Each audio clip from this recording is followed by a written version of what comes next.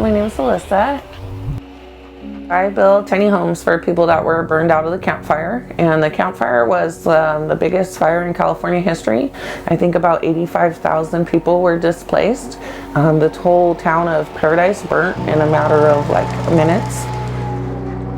And 85 people died in the campfire, and commonly we call it, when people burnt out, it means they lost everything in the fire, and they lost completely everything. And so those are the people that we build homes for, people that lost everything in the campfire.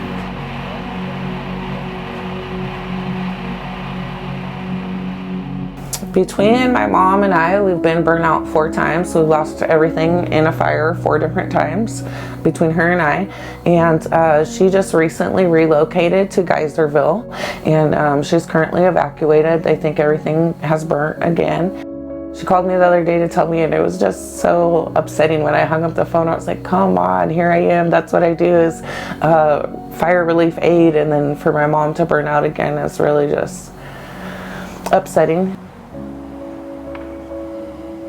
I grew up not ever having any pictures from when I was little, or not having any of those other lifelong mementos that other people have, because they lost all mine in a fire. And so to me, don't get me wrong, your things are important, but they've always been things, and they're replaceable. And so I guess that's kind of made me a little resilient in that area, but it hurts my heart for other people that have to lose everything, and I know what they go through. This time when the campfire happened, it was so devastating, and I gave food, I gave clothes, but it felt so insignificant. And I really felt like I could do more, I just didn't know what. And so I was actually praying, and the Lord really impressed me to build these little homes. And I was like, what? I don't even have money for that. It just sounded so foreign. And the Lord really impressed me that He didn't ask me to finance nothing, just to have faith for it. And I was like, well, I could do that. I could believe for it. And so I just started fundraising, and I just really wanted to help. That was the big thing. I actually have logged a little over watching 2,000 YouTube videos to learn how to build.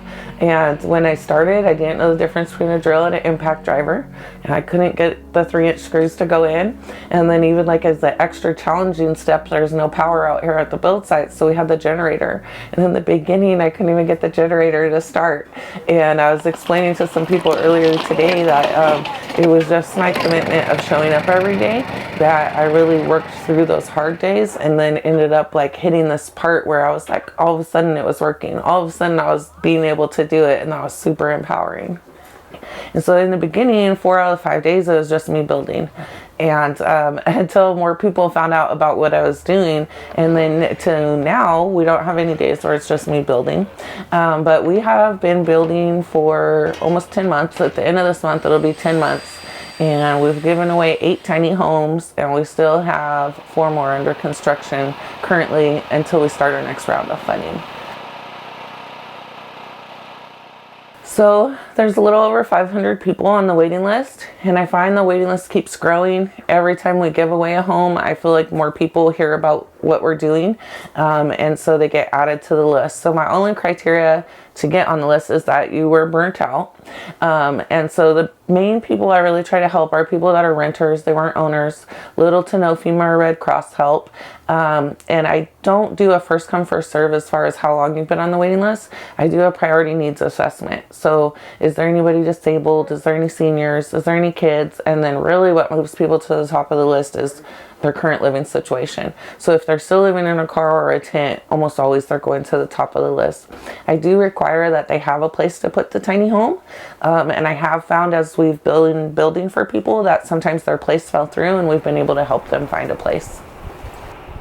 I started working out here at the tiny homes back in March after I heard about Alyssa through the newspaper. I thought what she was doing was super amazing, and I wanted to be a part of it. So I'm studying public administration at Chico State, and it's basically how to deal with regulations, but like it's sort of like an MBA but for government and like nonprofits and stuff like that.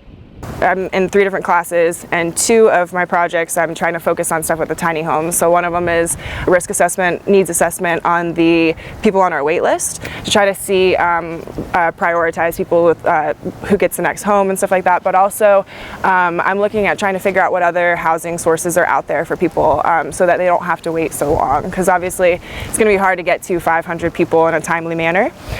So I'm trying to explore our other options so we can help these people who really need help, you know. Then after the campfire, Butte County passed an ordinance that was an emergency ordinance that allowed tiny homes until December of 2021, which I just heard that they're going to stretch out even further. And so we haven't had an issue at all placing them, and they've actually gone throughout all of Butte County, and we have one that's going by Redding.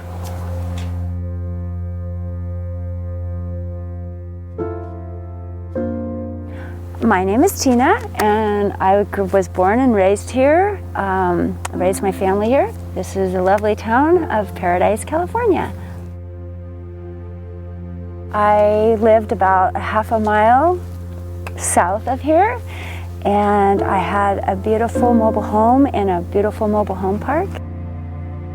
A year prior to the fire, I was diagnosed and got through some treatment and got my life back. Thank goodness, because the fire that day took everything.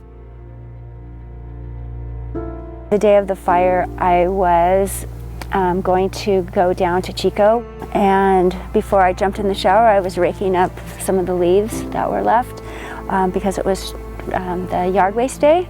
And so my car was out of the driveway, and I had my phone outside, and I was raking, and I got a call from my daughter, and she wanted to know what zone I was in, and I said 13, why? And she said, Mom, Grandpa Jerry was evacuated 2 hours ago, you have to get out. And as I'm talking to her, I walked around the side of my mobile home and knew that I only had minutes to get out. And so I didn't ever go back into my house or my mobile, and luckily my keys were in my car. I ran back and woke up 2 of my neighbors, so they followed me out. 2 other neighbors didn't make it out of that park, and within 5 minutes of my neighbor and I going forward, my deck was on fire that had just built, and we took 4 hours to get out of a street that's just about a half a mile from here. Very grateful to be alive, but I did not have a home to go back to. Thanks to Alyssa and her team, she's made sure that I will have a place to live.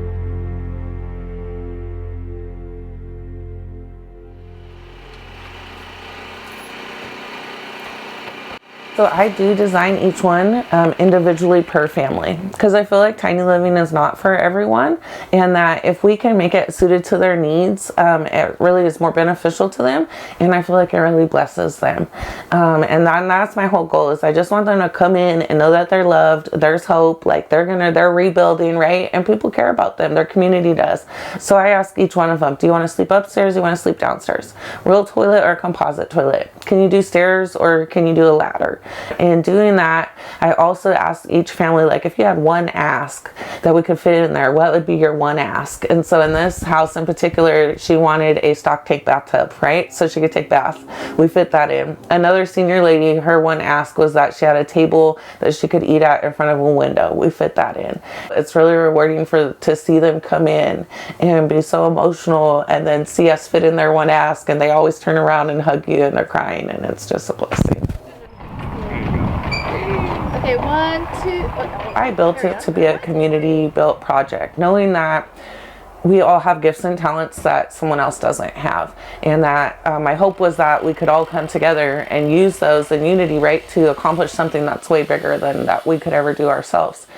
To see that really come to pass and to see people really show up and support us has been overwhelming. Especially because, you know, I do get tired. I have 3 kids and a real job, and my motivation out here is to just seriously help and to stand in the gap a little bit, but then to see so many people get behind that's probably been one of the most amazing things. Yeah, so I only raised $5,000 a home.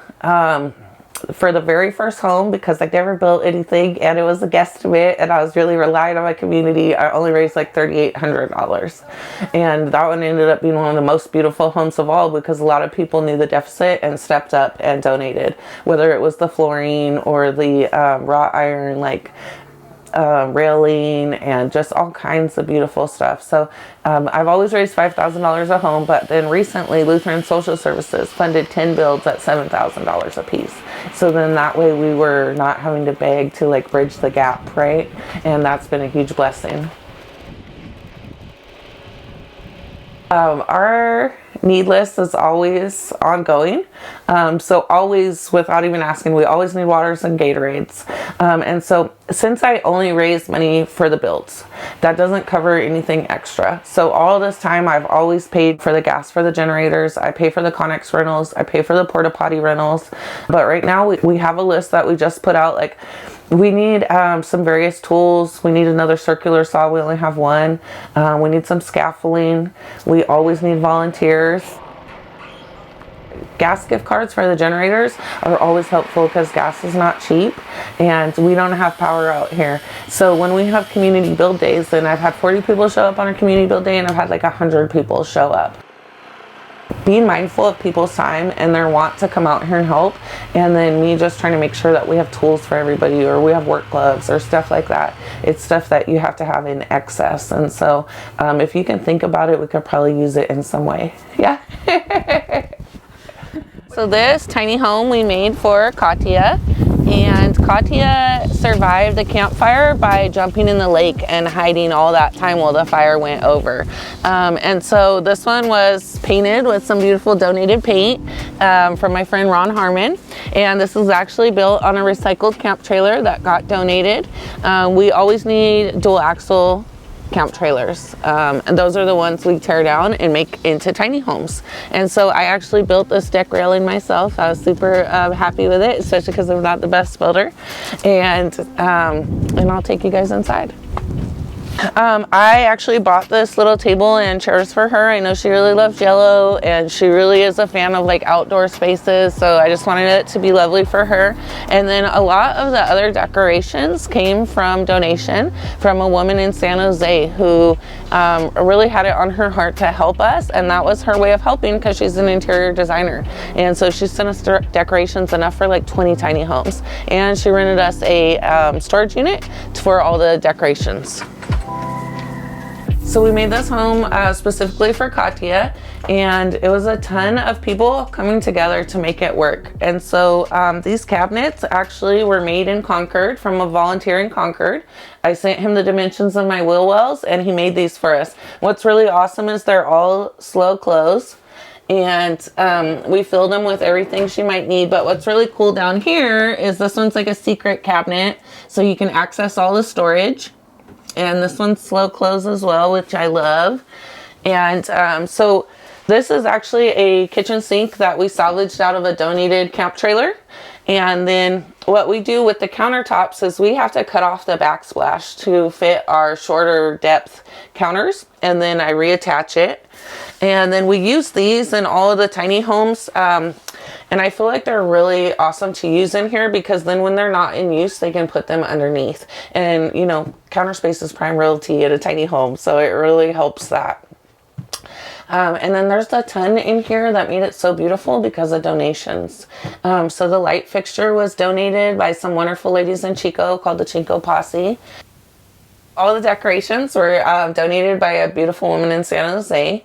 And then this guy is the first tiny home that we've had this mini split unit installed in, and it is donated and installed through Grimes Heating and Air. And so I was so excited after they installed it, and I walked in and saw the remote with the temperature on it. So actually that ceiling fan was bought as a donation, and then this guy flips up. And there's little metal bars under here that hold the table up, and these end tables doubles as stools for over here. And so Katya really wanted a place to eat, but not something that was taking over the whole house. And then this guy mounts here for when it's not in use, and then the ladder comes down and mounts here so that you can get up to the loft. And the loft is really awesome. There's actually a lot of headspace on the tall side. I could sit and I don't even hit with my big poofy hair or anything.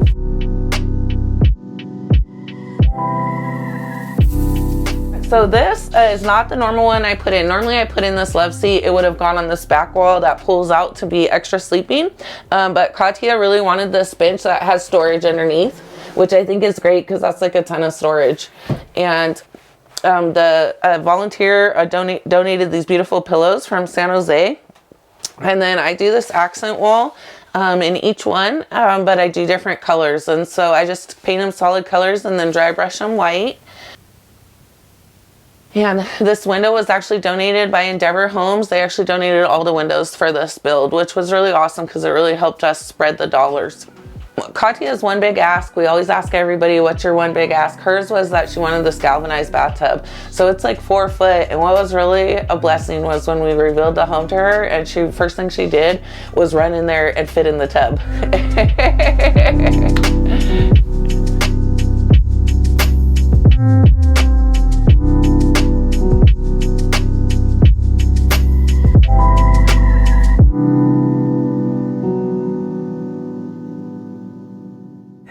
It's hard to talk about because we're coming up on a year and stuff, but it still feels, we were talking about this earlier, it feels like a long time ago because so much has happened since then, and yeah, but it also feels like it just happened because it was just such an experience to be part of, and be out here when that happened and see how everybody reacted and how the community came together and stuff. It's made a huge impact on everybody out here. I think that's why you see so much of the community coming together to help and try to make it at least somewhat like it used to be. Obviously, we'd never be able to make things exactly the same, and people are going to live with the trauma forever, but it's been really amazing to see the community come together and try to at least mitigate that to some point, you know. So I used my FEMA money and purchased this RV and this lot. The RV is so temporary, they're not warm, and with my sensitivities, the slightest change in temperature I can't control in this, and it's got a lot of chemicals and stuff in it in the production of them. So my goal is to sell this as soon as I can. So my plan is to build a small house or cabin that is large enough for me and my grandkids and boyfriend and life, you know. This was gifted to me and was built by students, which totally touches my heart, and I want to be able to pay it forward to somebody else. My desire would be to see this bless somebody in a way and get them up and give them hope to start believing that they too are going to be all right.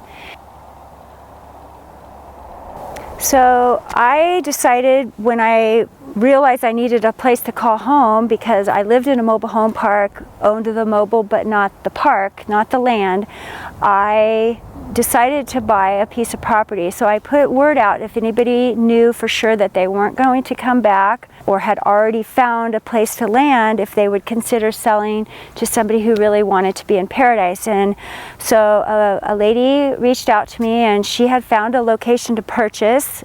She loved her home here but could not see herself at her age rebuilding, and so I got a great deal on this property. So this was the entrance to the garage, and the house went all the way back to the wood pile around below my car and to the shed and up the driveway. So it was a large home that was here prior. If you look around, there's very, very few houses surviving. We have one house being rebuilt. You look back at my property, it looks like I've done a ton, but my property was cleared early on. So I've seen the stages of the process over the last 11 months. We're all at a different stage, and we're all waiting to go home.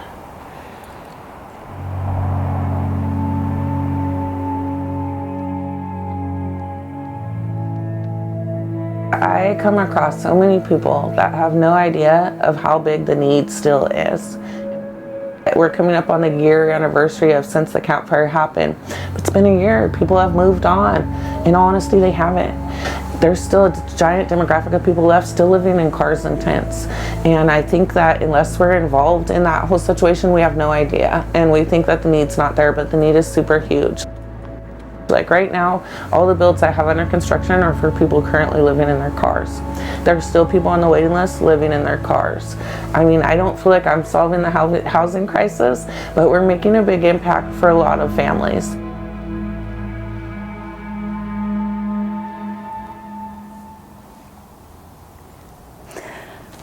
I'm very grateful. It's a lot for an old lady.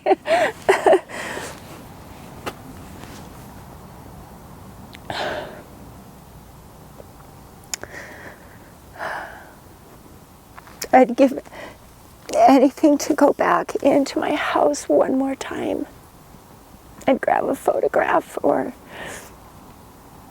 my engagement ring or any of those silly little things.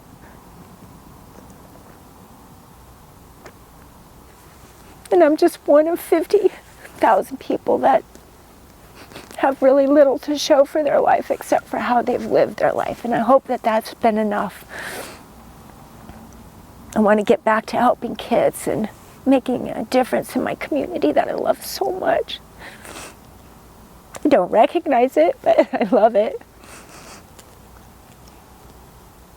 Yeah. I wish you could have seen it before, how beautiful it was. This is a road that is a main thoroughfare for Paradise, and a lot of people died on this road. As you can see, it's really only designed for two cars, but everywhere that there is melted pavement, that's where cars were abandoned or people died in their car. So driving on this road is a reminder of that day. Rows and rows and rows of cars trying to get out and couldn't go anywhere. This street, 11 people died on this street is Edgewood. Did not make it out. Beautiful road, beautiful homes. It was a beautiful park, mobile home, beautiful park here. Hundreds of people. Nothing, not one thing stands. And then in the park that I lived, one mobile home survived. So this is Idlewild Mobile Home Estates. This lot was vacant because it was watershed and it was beautiful. And then this is my property right here, all the way up to the tree. And it was a double wide with a huge deck wrapping around it. A beautiful dogwood tree with a swing out here.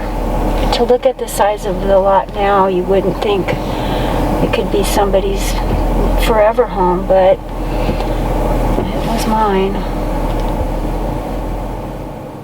Planted these to kind of hide the shop. So it's kind of to make a fence line. I should dig them up.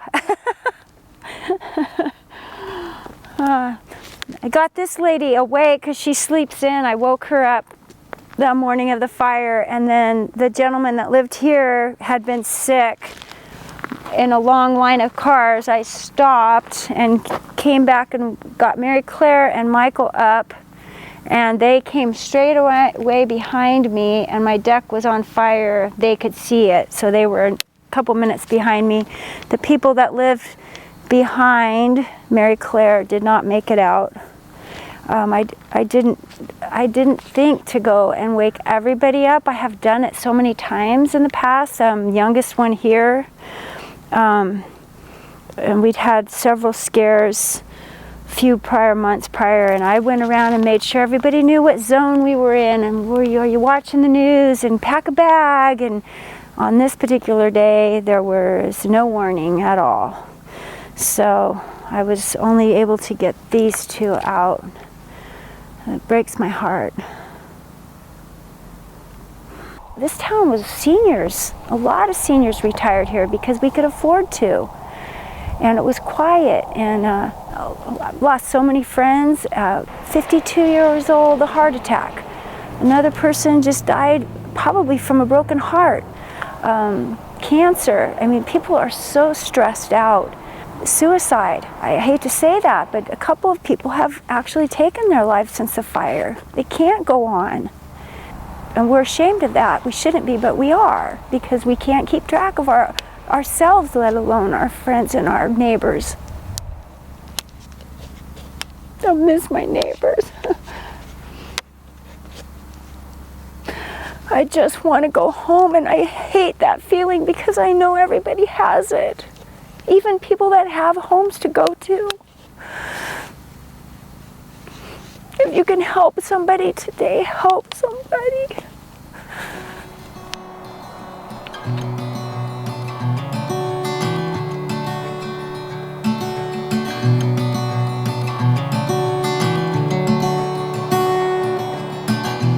One day here or one day there, even half a day, may not seem like such a big deal to the person giving it, but out here it means the world.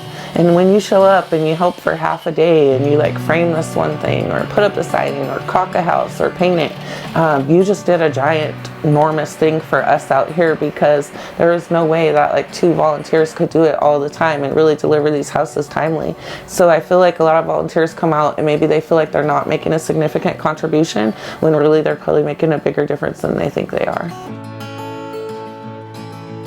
And if you don't come back on giveaway day, you don't get to see the like ginormous fruit of your labor. Like, this person is just bawling and so grateful and is like having hope again, because you came for 3 hours and put nails in the deck, you know? And so not having that final piece to this piece over here, you might go away feeling like maybe you didn't make that big of an impact, but I guarantee you did. We don't do this all the time. I love Paradise so much. I was born here, raised my children, taught here, have been a part of this community my entire life, and have had the support and love of so many that I'm excited to be on the ground floor of our town, and I see Mother Nature already blossoming and rebirthing, and it's going to be beautiful. It hurts a lot. My heart is heavy in a lot of ways. I miss a lot of things, but the people are amazing, and I'm glad to be a part of it.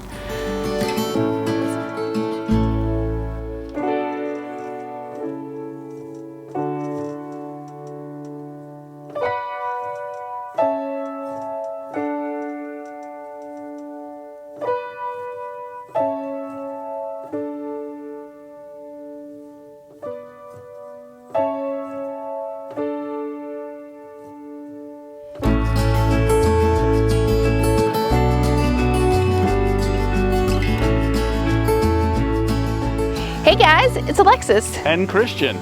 Thank you very much for watching our video. Yes, and subscribing to our channel. And don't forget to check out more tiny house stories And tours. Oh, and don't forget to join us on Patreon. And again, don't forget to subscribe.